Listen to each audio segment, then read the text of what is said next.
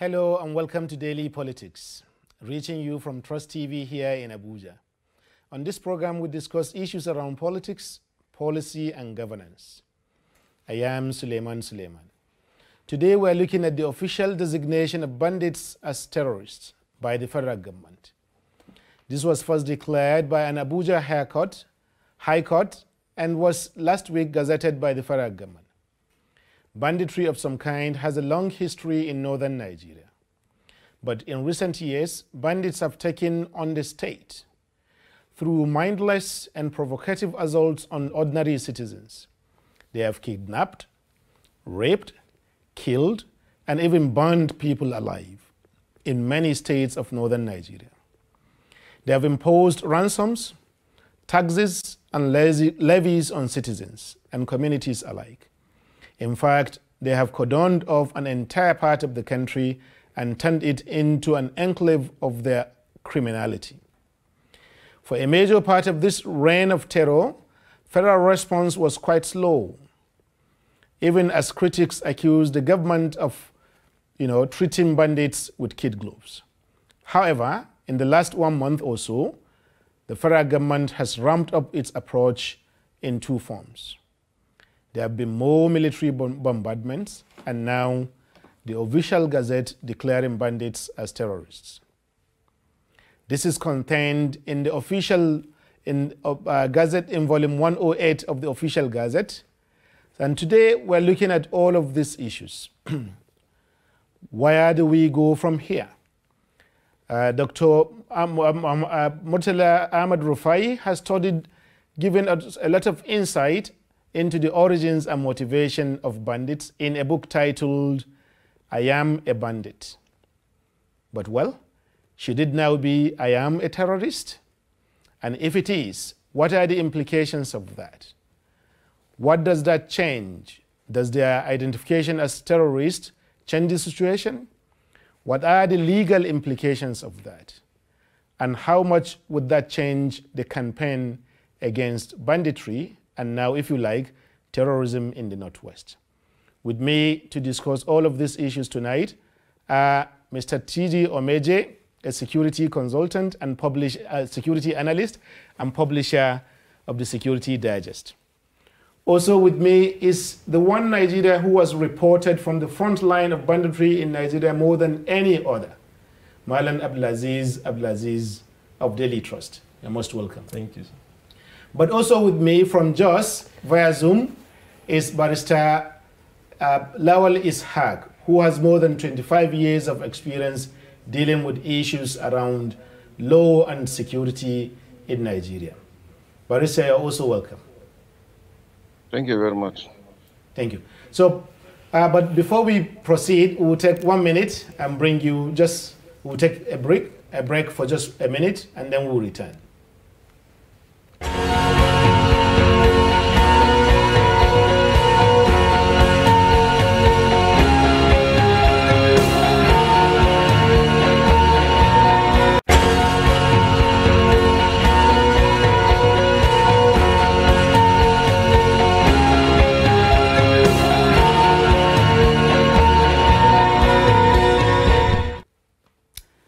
Welcome back. We will just jump into the discussion proper because there's a lot to talk about. Maybe for the benefit of our guests, and I'm sure our viewers are already aware, usually I start from my left, and I'm from my right, and then end with my left. Mala Abdulaziz, as I was saying, no one in Nigeria, no journalist in this country has followed these issues more intimately than yourself. No one has reported story after story, and I mean groundbreaking story after groundbreaking story than yourself. Now, how have we got to this stage?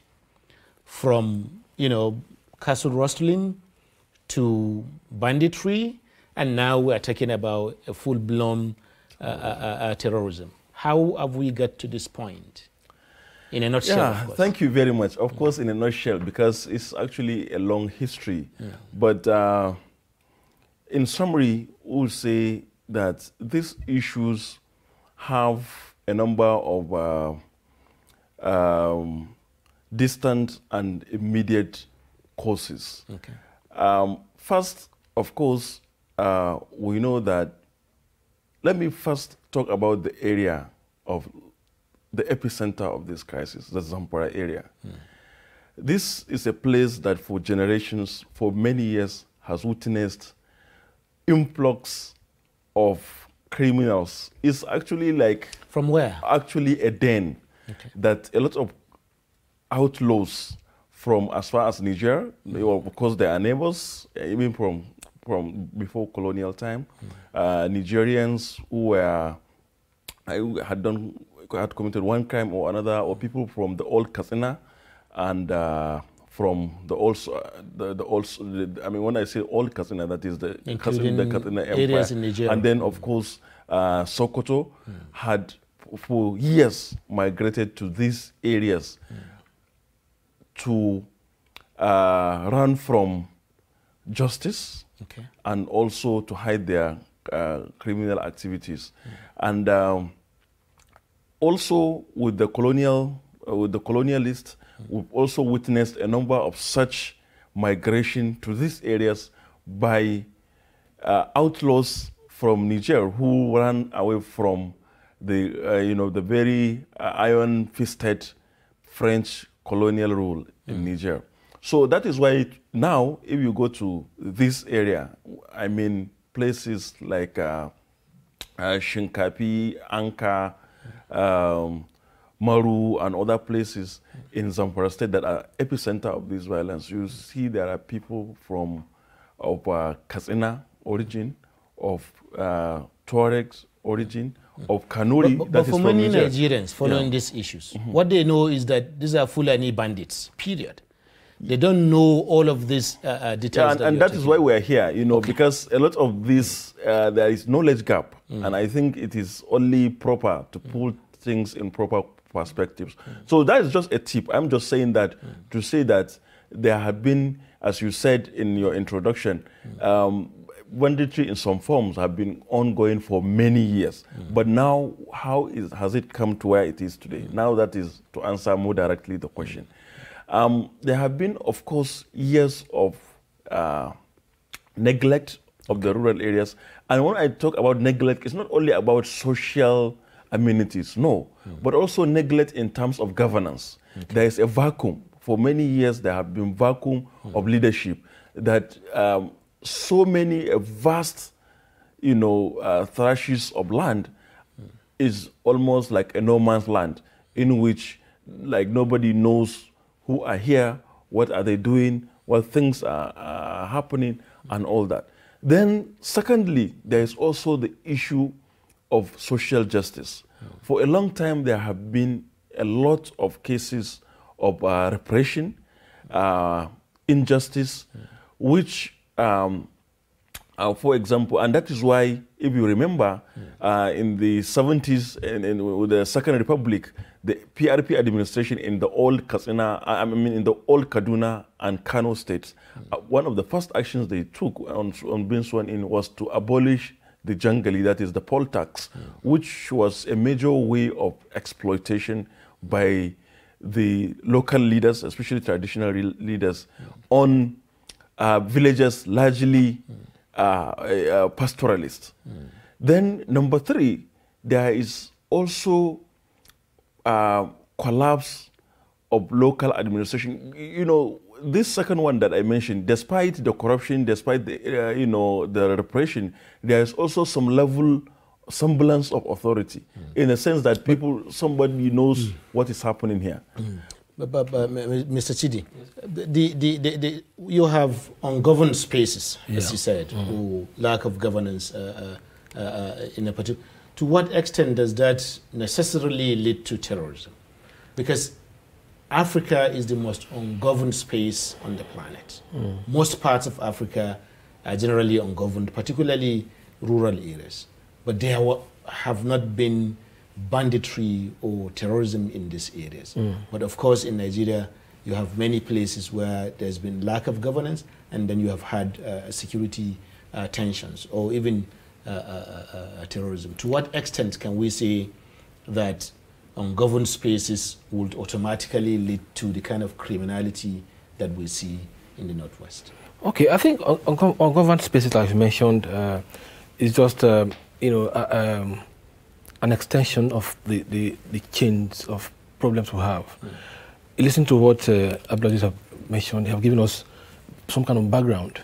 You've seen factors, you've seen historical factors that have led to these things that we're having now. Now, you see, you talked about ungoverned spaces.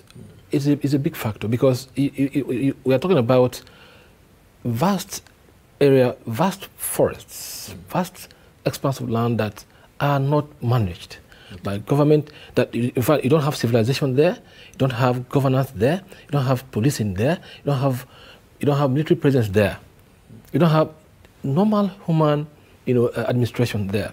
So it's like a Hobetian area. People do whatever they want there. So it's like a big bowl. People, all manner of characters assembling there to live there, to unleash mayhem to the other to the society. So ungoverned spaces are not supposed to be part of a modern society. You know why I say that? Because you are confronted with contemporary security challenges that are very multifaceted. Now, if you have ungoverned spaces, you are giving them it's like a breeding ground for all manner of characters to unleash their venom on society. So I think that time has come for us to think about what to do with ungoverned spaces, because it has already been a recurring decimal in our discussion about security in terms of how do we contain these security challenges. Now, thank you. But these are very interesting dimensions. The historical roots of the causes, and the fact that in Nigeria we have to do something about the dimension. Yes. But I also wanted to, I'm sorry to cut you. That's right. Yes. But to explain the immediate factors, because those were like the distant, historical perspective. I will come back to you on that, definitely. Okay. I wanted to have Barrister Lawal. Are you with us? Yes, I'm with you. Okay, thank you. The federal government says it has declared banditry as terrorism, and therefore all bandits are now officially designated as terrorists. But the process to which the government followed to even arrive at that is interesting in its own right. From a legal perspective, can you shed some light on that? Because shouldn't the government just wake up one morning and say, okay, these people are terrorists, and that's all? In fact, I find it very funny that the government has to follow a process in which to declare some bandits as terrorists. These are criminals. That is simplicity. So I don't know why the government needs to follow any process again, to go through the courts, getting pronouncement from the court, then issuing a gazette calling them as terrorists. As far as I'm concerned, a terrorist, a bandit, a kidnapper, or whatever you decide to call it, is a criminal, a common criminal that's supposed to be treated according to the laws of the land. If you look at, we have ample laws in Nigeria that can take care of all those kind of criminalities that are going around in the name of banditry or kidnapping or whatever you may decide to call it. For instance, if you take the penal court, which has been operating in Nigeria, in northern Nigeria for quite some time, there are provisions for all those kind of criminal activities that have been there. But unfortunately, we like playing with words. We like, politicizing Barrister, things. are you saying that there is no significance of any kind by the government describing the bandits or designating them officially as terrorists? Are you saying that from a legal point of view, it doesn't change anything? It doesn't change anything. If, for instance, security operatives, meets a bandit, and that bandit often fire on them, are they going to start looking for his legs to shoot or his hand to shoot because he's a bandit, not a terrorist? These are common knowledge. These are common things that we should know. We don't need any designation, any law or any pronouncement from the court to designate them as criminals. They are criminals, and they should be treated like criminals. That is that's what the law says. There is no need for, it looks like the guests in the studio have reacted, to that. Abdulaziz, what do you think? Yeah, actually, I really appreciate this opinion coming from the lawyer, because this is something, of course, as you said, I cover this a lot. And when the first court declaration was made, I spoke to some experts who expressed similar view. And this is actually the reality of the matter. I think the issue is that we put too much politics into almost everything in this country. And that is the bane of so many of our developmental issues. It's just like, I'm sorry to digress a bit, it's just like the issue of terrorist financiers. You will think as if it is maybe big-time politicians. Yes, or not even big time. Yeah, you think it's like somebody that is seen or caught some big-time person living somewhere, giving money directly to terrorists. So, by the time you politicize something, you create a hype. It just raises on a hope of people unnecessarily. Because, for example, now people think that this declaration of bandits as terrorists will mean anything. Because, like some of our colleagues in the media, one particular newspaper, for example, was continuously harping on gazetting this and that, jet. There was nothing that was not being used on these people before this declaration. So now it has given people some false hope to think that maybe with this declaration there will be some change.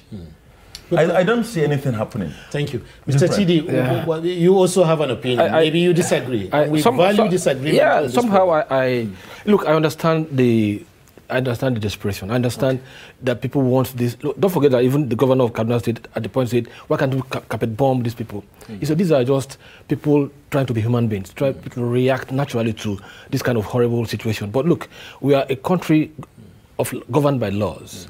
And we're a country that operates within the international laws too. Let me tell you, you just procured. So what's the point? The point I'm trying to raise is that, look, yes, much as we try to say, why do we even have to waste time designating them? Why don't we? Look, there are standards, there are methods, there are steps. We also have what we call bilateral relationship with other countries. And if they're going to sell certain things to you, they will tell you that before you use it, you have to use it to a designated set of people. And if you do not go through that legal processes of designating them appropriately as terrorists, if you use the equipment you bought on them, which they are not supposed to use on people who are not bandits, you are, more or less putting wedge to future transactions with them. So the point I'm trying to raise is that, look, it is important that we have to go through this thing, even though it could be frustrating, it could be annoying to an extent. I've seen these are horrible human beings dealing with our people but in a way. The federal government followed the same process in declaring bandits as terrorists, the same process that it followed in declaring IPOB, for example. That's right. And Sunday Bo in the Southwest. Yeah, exactly. Terrorist. Yeah. But the thing is, they still don't get called terrorists. What's happening there? Okay, I think I like this. It's a bit interesting because, yes, one might begin to say, oh, how come it was easy for the federal government to declare IPOB terrorists and all that and dilly-dallying on this matter? Yes. Probably because IPOB, in their own in the estimation of the government, is striking at the heart of the sovereignty of the country. I don't know if I get it right, but probably they consider IPOB a much more threat to national security than bandits, but that's the estimation. That's not the estimation of average Northerner, or average person in Zamfara or in Sokoto, who is concerned about the security of his own life. Exactly. Yes. So look, I understand Barrister well, and I understand my brother here well when they say all these legal niceties are not important, but you have to. We are a nation governed by laws. So back to your question, this last question, I find it difficult to to reconcile the fact that it's the same government that was very, very express in declaring IPOB terrorist group that is dilly-dallying in this matter. That's exactly why most Nigerians are, at loss at what's happening. Thank you. Interesting. Mali, I have to ask you this question. it is one thing to call somebody by a particular name. It is another thing for that person to be even aware of the implications of that name. Like I said before, you've reported the bandits themselves. Are they aware of this name? Does it mean anything to them? The fact that they are now called, designated as terrorists, do they have any idea of what it might mean or imply? Well, I think they have some sort of notion of it, in the sense that, yeah, they definitely know it means perhaps, as we expect, that the military will be more ruthless to them, and they're very much aware of that. And I remember at the beginning of that, when that announcement was new, some of them were saying, okay, who now, since this is what is been said, who will now also be more ruthless, so that since we are now being outlawed and all that. But beyond... So the recent killings in Zamfara, could that be an indication of they responding in kind to it? Because it follows immediately after the gazetting.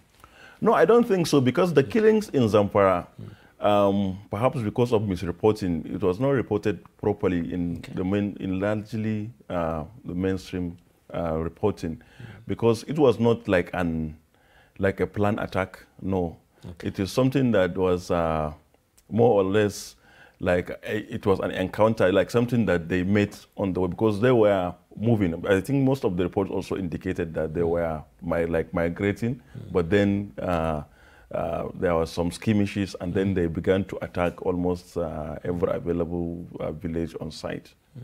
So, Barrister, we're back with you. Can you hear us? Yes, I can hear you. Thank you. So, this designation in terms of rights, because the part of the issue here is that in the US, when they are dealing with terrorists, in most cases, they are dealing with people who are non-Americans, people from Afghanistan or Iraq or some other countries like that. But here, majority of these people are also Nigerians. So this designation as bandits, what does it change in terms of their rights, as citizens of Nigeria from a legal perspective? Does it, anyway, the question is. Constitutionally speaking, our fundamental rights are covered by Chapter 4 of the 1999 Constitution, as well as the African Charter for Human and People's Rights. Then also we have the Universal Declaration for Human Rights, which clearly states the rights each citizens of a country should have. We have, for instance, right to life, which is very sacrosanct. We also have right to freedom of movement from one place to another place, and so on and so forth. But those rights are not absolute. The rights are always subjected to certain other rights, especially if there is this saying that your right ends where another person's right begins. That's the whole thing. So, but Barrister, we're talking about. Are you saying that terrorists have the same rights as citizens? No, that's why I'm heading to. Because as long as you are a criminal, I don't want any other name apart from criminal. They are criminals to me, whether they are bandits, whether they are terrorists, whether they are whatever. They are all criminals. They all have the same definition. They are going against the laws of the land, so they are criminals. So criminal doesn't have certain rights, but the mere fact that you are acting as a criminal, it means certain most of your rights have been, can be taken away from you. So there is no right. In fact, I had other panelists talking about rules of engagement that certain weapons sold to us shouldn't be used on certain type of people. I find it, this is a very serious excuse to me. I don't find it very, very palatable, because we are dealing with a set of criminals, and you are saying that we have to name them, so give them a particular name before we can deal with them. So I think this is very, very unfortunate. International laws are always very funny. like someone tried to point out that even in the U.S., whenever they refer to criminals, I mean terrorists, they are talking about people that are not indigenous to the natural state of America. They are talking about people that are from other countries of the world, mostly the Arabs and so on and so forth. So, but as far as I'm concerned, a terrorist, a bandit, or whoever is engaging in act of destruction of public's lives and properties without any just cause is a criminal. And under the whatever laws that gives any right to any citizen, that laws can be taken. The rights can be taken away lawfully, and definitely dealing with them is doing so. Is taking the taking away the rights, whatever that right is. Thank you, Mr. Chidi. Now, we're talking about citizens, and then the same state that grants rights to a citizen has designated someone as now a terrorist in a conflict situation. Yeah. From your perspective as security analyst, how will this change the counter or the offensive against banditry and bandits in the Northeast? How will it change? I think that's what we should be interested in right now. You see, look, I'm not really very much interested in all these legalistic point of view or all this discussion about. Good enough, we have gotten to a stage where they have been declared terrorists. We're still having all the guests around, so go ahead. Fine. So all three guests are still so I right now that we have gotten to a stage where all gloves have been removed. In terms of the fact that we are now, the country is now very free to engage them as robustly as they would have wanted all the while. Okay. So we have no reason to tarry. I expect a very, offensive attack from government, from our armed forces. I expect them to deploy even the Tucano that we've just acquired. I expect them to employ all arsenal that we have right now to deal with this situation, because we can't afford to continue living in a state where every day you hear hundreds of people minding their business being killed by these people. So I think that now that we've gotten to this stage, no excuse no more. I expect that from now we're going to deploy our intelligence assets, we're going to deploy our military assets, ground at A, get these guys out of the situation, because we can't continue like this. I mean. If we don't do this now, time will come when we can't even. Of course, farmers can't even access their farms anymore. Thank you. So, Malam Aziz, each time the Nigerian state engages with non-state actors who are, in quote, citizens of Nigeria at the same time, the language has always been, and the approach has always been maximum force, which is what Mr. Chidi and many other Nigerians are advocating. Do you feel that force can solve a problem such as banditry based on your understanding of the environment, on what's going on there? I actually don't think so. And the reason is, just like with the insurgency in the Northeast, a lot of experts believe that you cannot end insurgency because it is ideology, it is in the mind. So banditry also has assumed a sort of freedom fight for the pastoralist Fulani. And mind you, this is not only unique to Nigeria. There is this widespread movement of the Fulani reawakening happening from Niger to Mali. That the bandits, it's citizens that they attack rather than the state, Yeah, that's what, of course, it is citizens that they attack. But what I mean is, I'm not trying to rationalize. I'm just giving a piece of their mind to our viewers. Yes. They believe that what they are doing is an uprising to protect the interests and dignity of their fellow Fulani people. And that is why in most of the attacks that have happened, in most, you will find out that somewhere a Fulani person was killed, and then of course they go and unleash carnage. Like for example, what happened in Goronyo, You know, some 2-3 people were killed, and they went and killed over 60 people. Of course, it's completely, in as much as you can't even justify killing of one person, but in terms of even scale, it's completely not reciprocal to what they do. So, but that is their justification, and their people believe in them because of that. But how does kidnappings and ransoms and taxing citizens, how does that fit into the framework of, you know, fighting on behalf of other marginalized groups? Yeah, they have justifications for all this. They have justifications for all this. Okay. They tell you that they kidnap because their own people also get arrested, and they would have to pay hugely to the police or to whoever to get them released. So they feel that also them kidnapping people on the road is not different from, and that is one of the factors I mentioned initially at the beginning of the program, the issue of social justice. You know, so they feel that since their own people sometimes innocently get arrested and then get to pay for them to be released, then it's no different.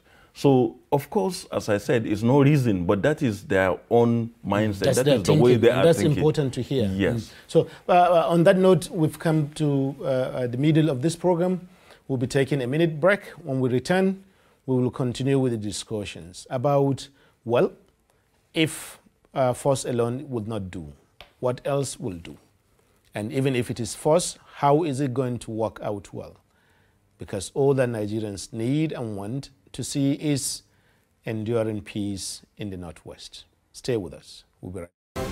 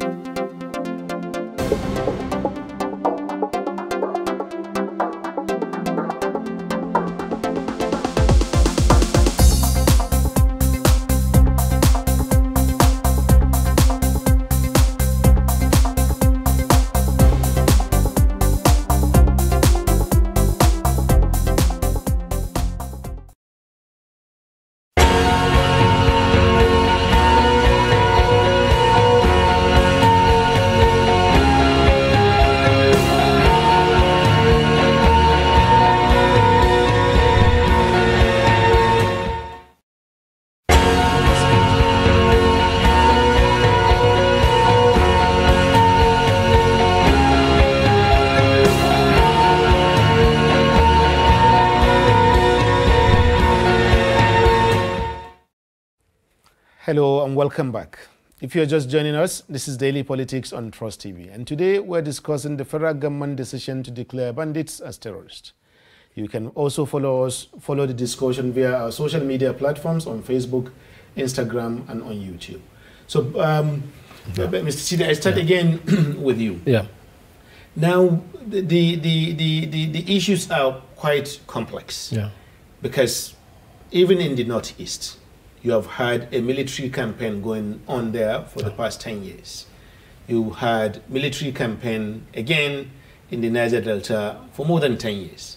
In the end, you had to come to terms to think of amnesty, you know, within, or at least some peaceful way out of this situation. So if you are fighting your own citizens in the Northeast for 10 years and you have not won that war, what makes you think that another, and this one too has been going on for quite a while, another use of force on two different fronts will lead to the solution? I think that we must be able to, isolate these issues differently. The Northeast we're talking about is pure, the crisis there, this terrorism there is ideologically, is religious and has some ideological basis. Okay. All right, but to me, bandits are more like economic plunderers. You know, they are like vandals. They really don't have any particular ideological base, something that you think that is of the mind. What they are doing is how to, appropriate the economic advantage. Yes. Right? And they don't care what you think, or they don't care anyhow they want to use to do it. They can decide to kidnap to get it done, to burn the entire village to get it done, or to kill anybody to get it done. But it does not mean that they have a particular ideology or religious thing driving it. It's all purely economic. So that is why there's a difference between how you deal with Northeast situation and the banditry in Northwest and up down to the North Central. Okay, because it's purely economic plundage, that they're doing. So that's why most times you could see people saying, oh, let us go all the way. Let us carpet bomb them. Let us deal with them. Let us use more of kinetic approach than non-kinetic, because you are dealing with people who do not have any particular ideological base or something that you could say, okay, let us even what is their message? What is their messaging? What do they communicate? They don't. All they communicate is violence. But in the Northeast, they are communicating. They are telling you about, what is haram and what is not haram, or how to get to Al-Jannah. Let me bring the barrister in. Okay. Barrister Lewal. Thank you very much for staying on the show, and it's good to know that your video is even much clearer now. Now, Yes. what about the victims of the violence by these bandits? Where do they stand under the law? Because you hear cases of women being raped as recently as last week. You heard the BBC was having situations. I mean, a report in which almost 40 bandits raped a number of women. What rights do victims have in this circumstance? People whose incomes and livelihoods have been appropriated, as one of our guests put it. What rights do the victims have? Sadly, under the Nigerian laws, you find out that there are no provisions for compensation to victims of any criminal activities. Unlike in some other countries whereby if a victim of a criminal activity, has been found,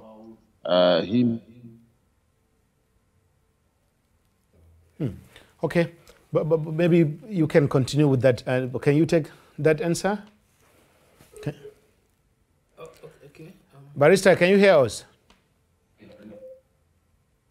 Okay, can you hear us? Okay, Abdulaziz, what about the victims of this situation? Do they even have a say?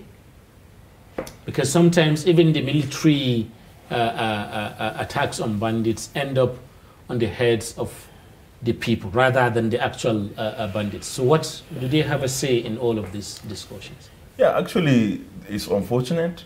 Just like Barrister was trying to say, that they don't have right to compensation. They also almost don't have the voice, because largely, and it's quite unfortunate that what we report even in the media is largely the numbers, not the stories of deprivations, of squalor because of the brigandage and all that.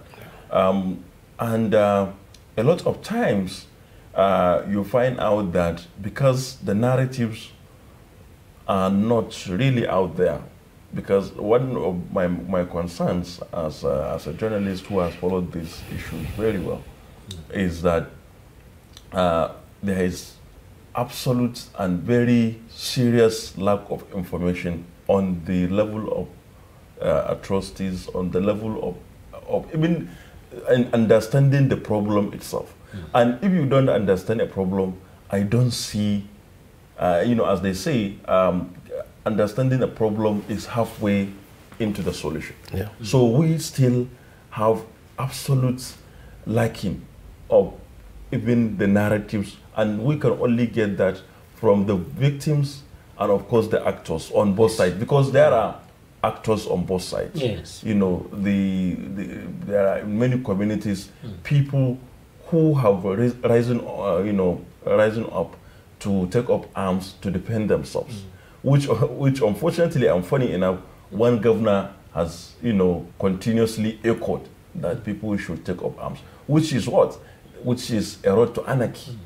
And in a lot of these communities, what we are witnessing is anarchy, because in many communities, it's just, as I was saying, killing upon killing. Yes. You kill our own, So there's a kind of revenge dynamics to it. Yes, Okay. exactly. And that is why I find it a bit discomforting, the submission by my co-panelists regarding, summing everything up as economic driven.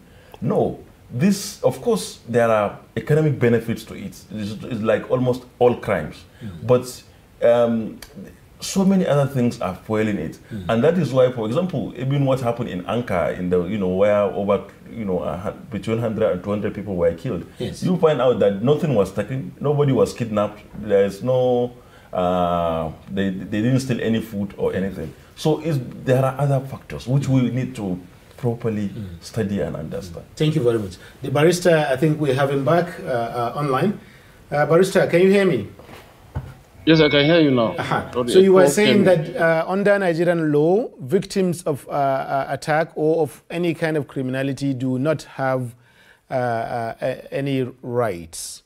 What about the victims of accidental attack, say by the military? Because even in Zamfara State, there were reports where there was this case in which the military said that it had bombed, I think this was in 2019, early in the military offensive, that it had bombed the bandits' enclave, whereas community leaders in Zamfara said, no, these bombs were actually on ordinary citizens. What rights do these ones have in terms of when the attack came from collateral damage? In most cases, when it is obvious that some people lost their lives or properties as a result of action by the state, then definitely those people are supposed to get some kind of compensation from the state. Okay. But in most cases, like I was trying to say in the beginning before I lost connection, victims of criminal activities doesn't have any right, even though in some cases, if a criminal has been arraigned before a court and has been found guilty, that's the court has the right to give compensation to the victim. It can order the convict to pay compensation in terms of monetary value to the victim of that criminal activities. But like I said earlier, issue of mistaken identity, whereby the state mistakenly bombed civilian targets instead of bombing the bandits. I think ordinarily it would be rightful, even though there's no law that says the state must compensate them, but morally speaking, the state ought to compensate the victims of such mistaken identity, whereby innocent people have been attacked. But in most cases, like I said, we have a lacuna in Nigerian laws whereby victims of criminal activities are hardly taken care of. Compensated. They allow them yes, they are compensated. They are allowed to fend for themselves and and all this. And that is one area that needs to be modified, to be amended, so that at least any person that has been convicted of criminal activities must be made to compensate the person, the victim of his activity. Because even though certain criminal activities cannot, some damages cannot be quantified in monetary value, but at least if we are able to, make some provisions in our laws, if we are able to make some provisions in our laws, so that at least any person convicted will have to compensate some of the victims that are identified as arising from the, all right. Thank you for that. Mr. Sidi, okay, one of the reasons why the federal government response, military response, has been delayed has been the fear of high level of collateral damage. That's right. Because in many cases, the bandits live within close proximity with villages and many communities, sometimes just within a striking distance of them. So if now that they have been declared terrorists, if you are expecting a heightened level of ruthlessness on the part of the military, where does that leave the ordinary Nigerians who are innocent and who are in fact the victims of the attacks themselves? Where does that leave them? Look, are you going to be facing bombs from different? No, I don't. Look, we have a professional armed forces, all right? Okay.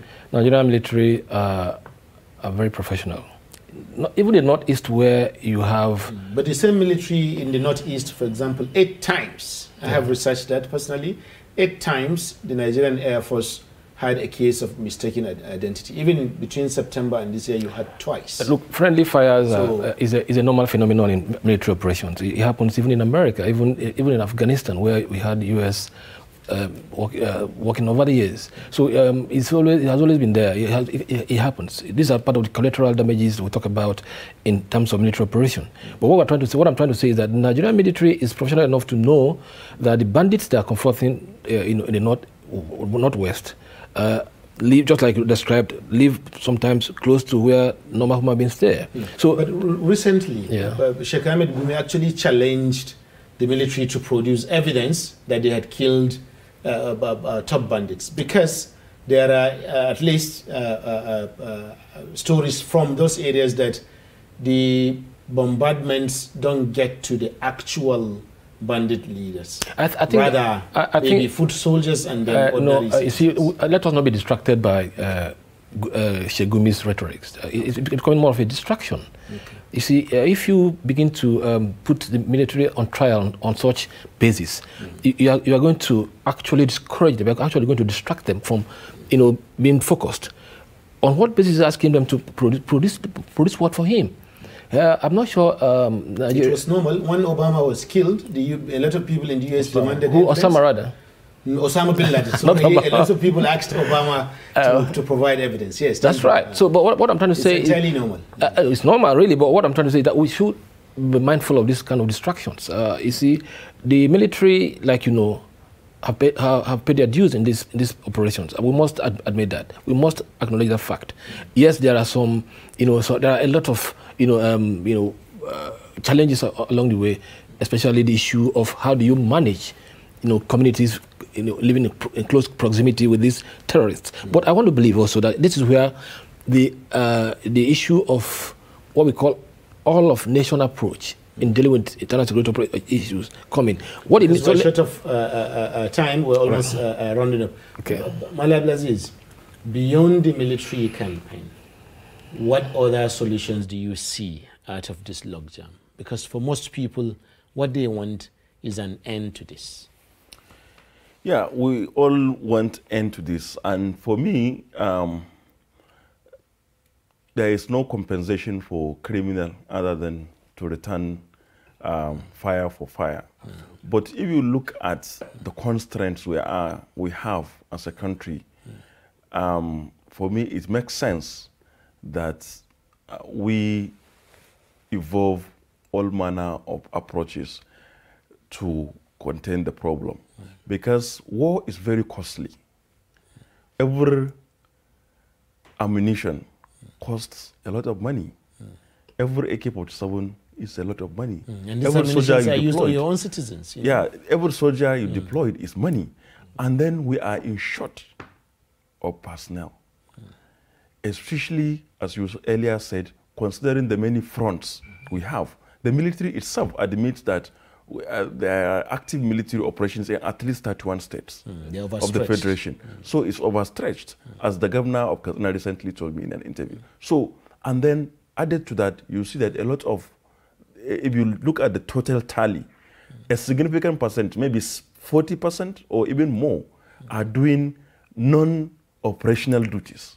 Like, so which other way is out? So with this, I believe that there is nothing that can be said to be above reproach in terms of non-kinetic measures. Okay. So I believe that there should be a kind of truth and reconciliation process to segregate at least, it may not end this, because there are those who have enticed by the lucrative nature of some of their activities that they cannot surrender. Yes. But if you can have such genuine process in which you separate those who are willing or those who are not hardened from the hardened criminals, at least you have reduced the potency of the problem.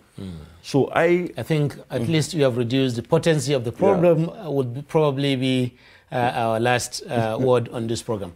On that note, we have learned from this program today that, well, kinetic approaches that involve force can work, but they can only go so far. Maybe in addition to the kinetic approaches, we can include other methods, such as one of our guests said, removing bandits and bandit leaders that are willing to listen to dialogue and finding ways to engage them in dialogue. And by so doing, you will have even reduced the potency, not my words, potency of the entire situation. On this note, we draw the curtain on today's program, and we hope to be here with you again tomorrow. We hope too that you will be here with us. Thank you, Mala Abdulaziz. Thank you, Mr. Chidi Omeje. Thank you. And thank you, Barrister Lewal Ishaq, for staying with us despite the technical challenges. And thank you, our viewers out there, for staying with us as well. I'll be right back tomorrow. I am Suleiman. Bye-bye.